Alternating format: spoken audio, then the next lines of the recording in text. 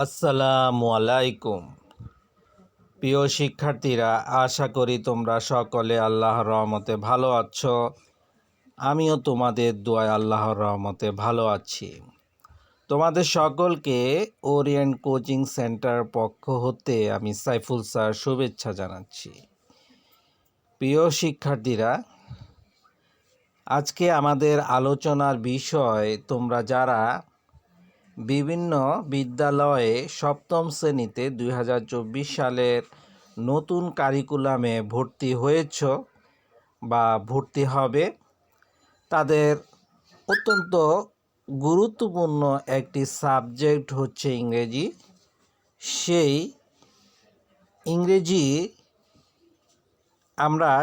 ইংরেজি যে বইটি আছে সেখানে আজকে আমাদের আলোচনায় আমরা কি কি অধ্যায় আছে সেগুলো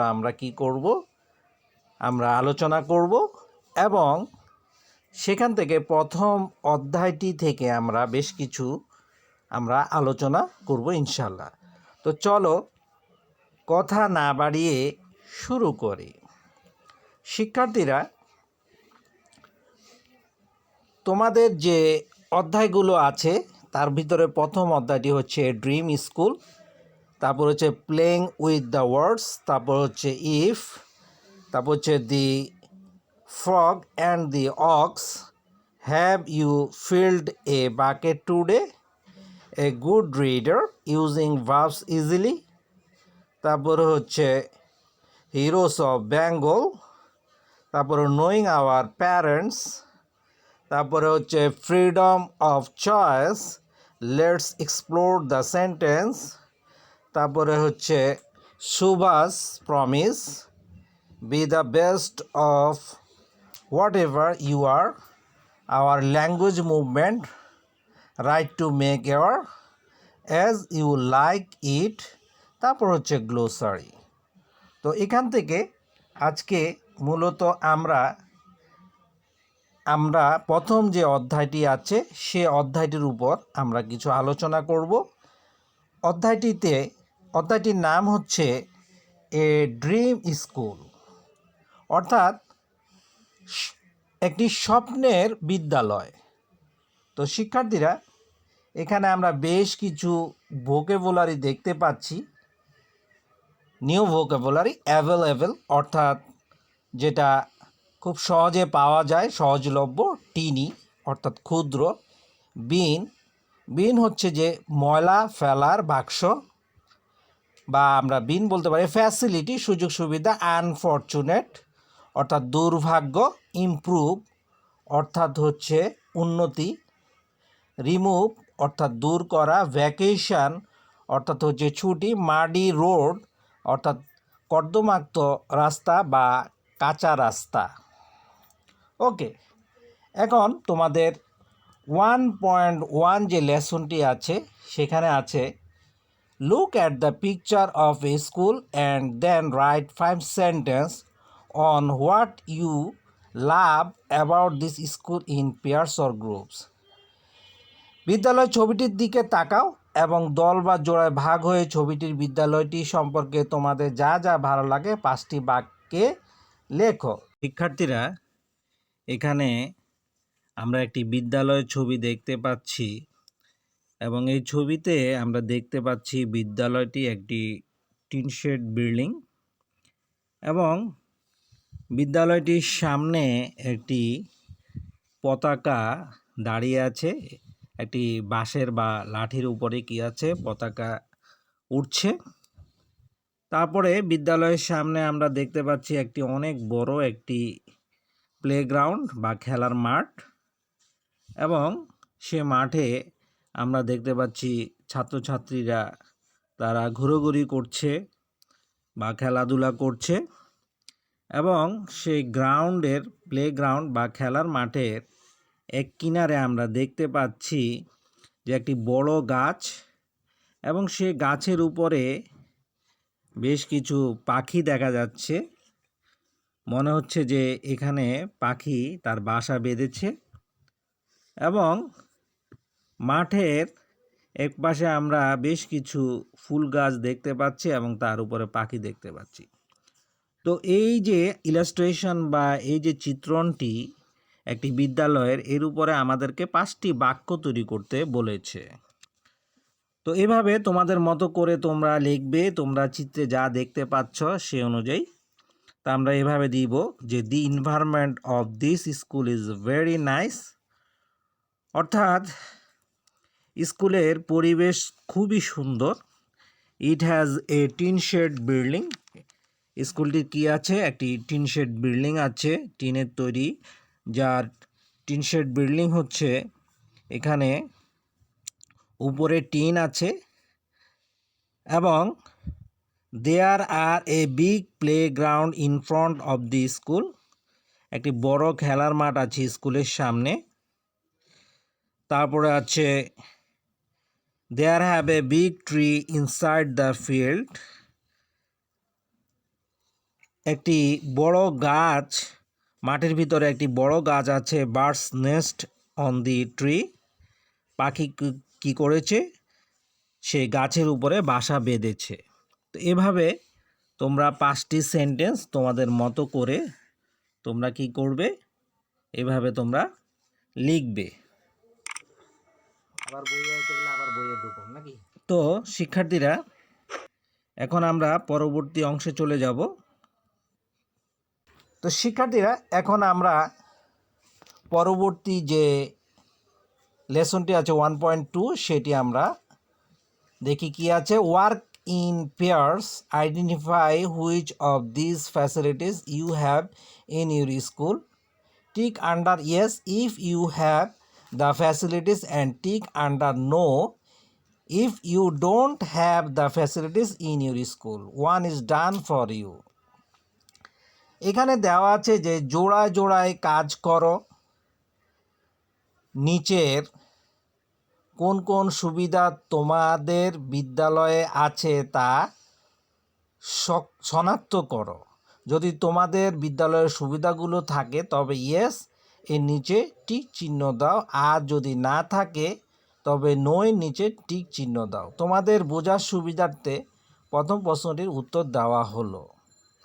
এখানে বেশ কিছু প্রশ্ন করা আছে, যদি তোমার বিদ্যালয়ের সাথে মিলে তুমি ইয়েস দিবা, এবং তোমার বিদ্যালয়ের সাথে যদি না মিলে সেক্ষেত্রে কি করবা, নো দিবা। তো শিক্ষার্থীরা, আমরা এখানে যে প্রথম প্রশ্নটি আছে সেটা হচ্ছে do you have a playground in your school, তোমার বিদ্যালয়ে কি কোনো খেলার মাঠ আছে? যদি হয় হ্যাঁ, তাহলে সেক্ষেত্রে আমরা ইয়েসের ঘরে টিক দিব, আর যদি হয় নো সেক্ষেত্রে আমরা নোর ঘরে টিক দিব। তো এখানে ইয়েসের ঘরে টিক দেওয়া আছে, অর্থাৎ বিদ্যালয়ে কি আছে, প্লেগ্রাউন্ড আছে। তারপরে হচ্ছে do you have a garden in your school, তোমার বিদ্যালয়ে কি কোনো বাগান আছে? যদি হয় হ্যাঁ, তাহলে আমরা ইয়েসের ঘরে কি করব, আমরা টিক দেব। তো শিক্ষার্থীরা, এরপরও যে প্রশ্নটি আছে do you have a library in your school, তোমার স্কুলে কি কোনো লাইব্রেরি আছে? তো তোমার যদি উত্তর হ্যাঁ হয়, অর্থাৎ তোমার স্কুলে যদি লাইব্রেরি আছে থাকে, তাহলে তোমরা ইয়েসের ঘরে তোমরা কি করবে, এভাবে তোমরা টিক দিবে। এরপরে যদি পরের প্রশ্নটি হচ্ছে do you have a canteen in your school, তোমার স্কুলে কি কোনো ক্যান্টিন আছে? সেক্ষেত্রে যদি তোমার স্কুলে ক্যান্টিন না থাকে তাহলে তুমি কি করবা, এভাবে টিক দিয়ে দিবে। তারপর প্রশ্নটি হচ্ছে do you have clean classroom, তোমাদের বিদ্যালয়ের কি ক্লাসরুমগুলো কি পরিচ্ছন্ন কি না? যদি সেটা পরিষ্কার পরিচ্ছন্ন হয় তাহলে তোমরা কি করবে, এটার মধ্যে এভাবে টিক দিবে।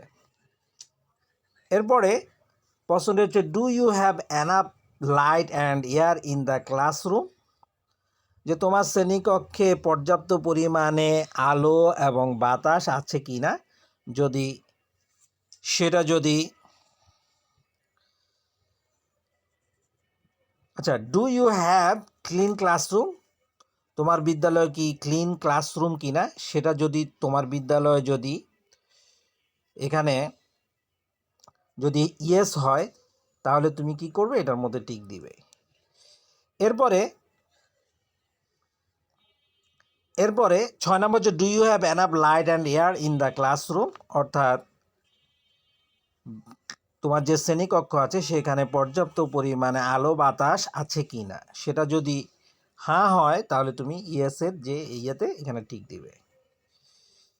এরপরে 7 নাম্বার হচ্ছে do you have comfortable benches desk? তোমার বিদ্যালয়ে কি আরামদায়ক বা স্বাচ্ছন্দ্যবোধমূলক বেঞ্চ এবং অথবা ডেস্ক আছে কি না? যদি ইয়েস হয় তাহলে তুমি কি করবে, ইয়েসের মধ্যে টিক দিবে। Do you have a computer lab in your school? তোমার বিদ্যালয়ে কি কোনো কম্পিউটার ল্যাব আছে? যদি তোমার বিদ্যালয়ে কোনো কম্পিউটার ল্যাব না থাকে তুমি কি করবা, নোর ইয়েতে এভাবে টিক দিবে। এরপরে 10 নাম্বার হচ্ছে do you have multimedia or projectors in the classroom? তোমার শ্রেণীকক্ষে মাল্টিমিডিয়া অথবা প্রজেক্টর আছে কি না, যদি না থাকে সেক্ষেত্রে তোমরা নোর ঘরে এইভাবে টিক দিবে। Do you have a freely available wifi network in the school? যদি স্কুলে কি ওয়াইফাই নেটওয়ার্ক আছে অ্যাভেলেবেল? ফ্রিলি অর্থাৎ অর্থাৎ freely available wifi network in the school, তোমার স্কুলে কি ওয়াইফাই নেটওয়ার্ক আছে কি না, যেটা তুমি ফ্রিলি ইউজ করতে পারে, সেটা যদি না থাকে তাহলে সেক্ষেত্রে এখানে এভাবে টিক দিবে। Do you have pure drinking water in your school? তোমার স্কুলে কি বিশুদ্ধ পানি আছে কি না, যদি থাকে সেটা এখানে এভাবে টিক দিবে। Do you have clean toilets in your school? যদি তোমার স্কুলের টয়লেট যদি পরিষ্কার পরিচ্ছন্ন হয় তাহলে তুমি ইয়েসে এভাবে কি করবে, টিক দিবে। এরপরে হচ্ছে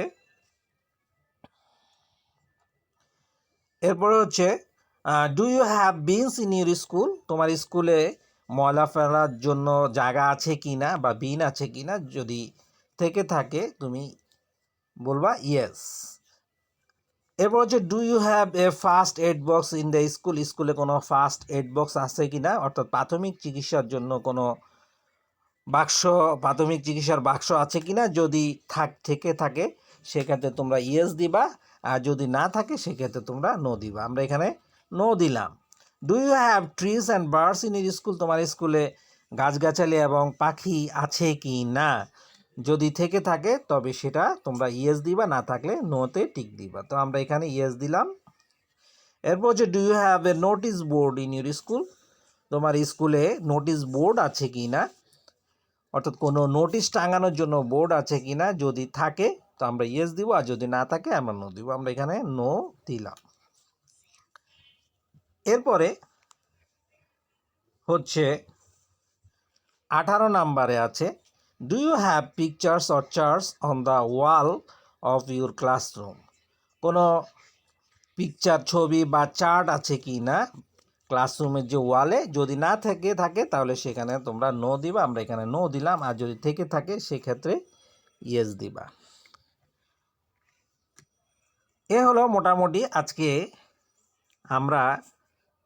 আজকে যে আলোচনা করলাম যে তোমাদের ক্লাস 7ম শ্রেণীতে কি কি অধ্যায়গুলো আছে, এবং সেখান থেকে আমরা লেসন 1 এবং আমরা 1.1 এবং 1.2 আজকে আমরা আলোচনা করলাম।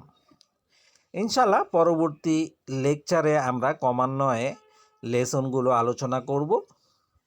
তো আজকের আলোচনা আমরা এখানেই শেষ করব। সকলে ভালো থাকো, ইনশাল্লাহ পরবর্তী লেকচারে আবার দেখা হবে। আল্লাহ হাফেজ, আসসালামু আলাইকুম।